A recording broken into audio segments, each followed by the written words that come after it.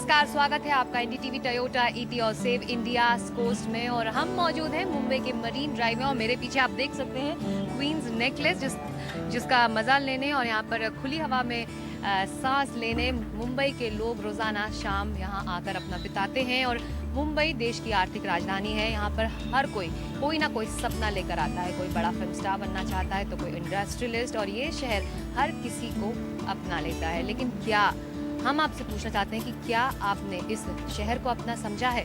क्या आप इस शहर को सहेज कर रख रहे हैं? समुद्र किनारे बसे इस शहर को हमें बहुत ही संभाल कर रखना होगा और यही है हमारे इस अभियान का मुद्दा भी। तो आज मुंबई की सबसे बड़ी परेशानी क्या है, इस पर नजर डालेंगे।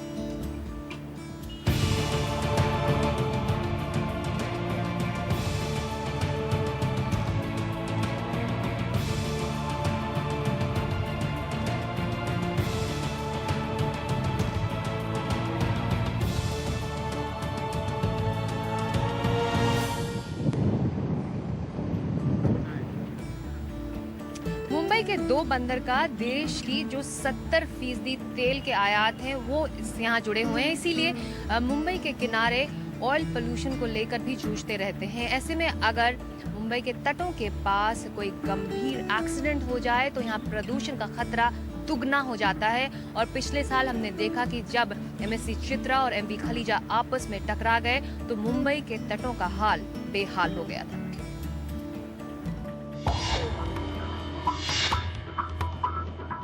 मुंबई से 15 मिनट दूर अरब सागर में कंटेनर वेसल एमएससी चित्रा को किनारे ले जाने का काम चल रहा है। सैल्वेज कंपनी इस वक्त एमएससी चित्रा को सीधा करने की कोशिश कर रही है ताकि जहाज को यहां से हटाने में आसानी हो। पिछले साल अगस्त में ठीक इसी जगह एमएससी चित्रा और एमवी खलीजा आपस में टकरा गए थे। तब एमएससी चित्रा में करीब 2200 टन फ्यूल ऑयल था, जिसमें से 800 टन यहीं बह गया था, जिसके बाद मुंबई के तट में प्रदूषण का खतरा बढ़ता जा रहा था। एक लंबे ऑपरेशन के बाद यहां हालात को संभाला गया और अब सैल्वेज कंपनी एमएससी चित्रा को किनारे ले जाने की तैयारी में जुटी हुई है। इस टक्कर के 2 दिन बाद भारतीय कोस्ट गार्ड्स ने अपनी हेलीकॉप्टर से कुछ इस तरह केमिकल स्प्रे किए ताकि समुद्र में इस चित्रा से बह गए तेल का असर कम हो सके। हाँ, ये जो घटना हुई वो बिल्कुल तट के करीब हुई और बॉम्बे का जो कोस्टल एरिया है वो वेरी सेंसिटिव है।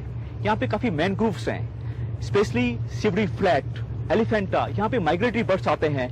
अगर हमारे मैनग्रोव्स इससे प्रभावित होते हैं तो these migratory birds will not come and the coast will be affected, the tourism will be affected. That's what the aim of the Coast Guard at that time, to contain it and minimize it at the earliest.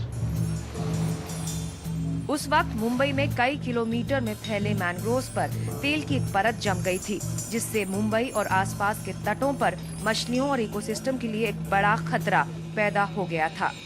हाँ, टेरी इसके अंदर जो oil spill हुआ था उसमें टेरी involve था। हमने Maharashtra pollution control board के असिस्टेंस से काफ़ी इसमें इनिशिएटिव लिया और आपने सारा सर्वे किया महाराष्ट्र पोल्यूशन कंट्रोल बोर्ड से। तो हमने पाया कि उस टाइम काफ़ी सारी प्रॉब्लम आई बिकॉज ये ऑयल स्पिल हुआ।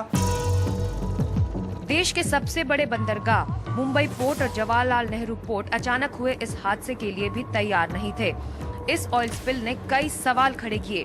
क्यों हमारे पोर्ट्स के पास कोई कंटिजेंसी प्लान नहीं था?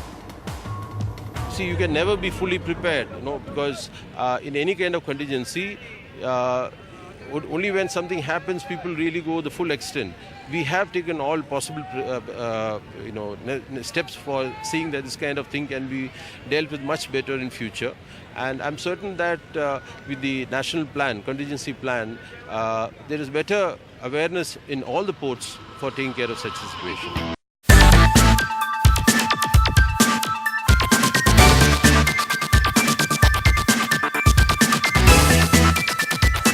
Cricket Fever on ndtv.com/World Cup and on mobile at m.ndtv.com.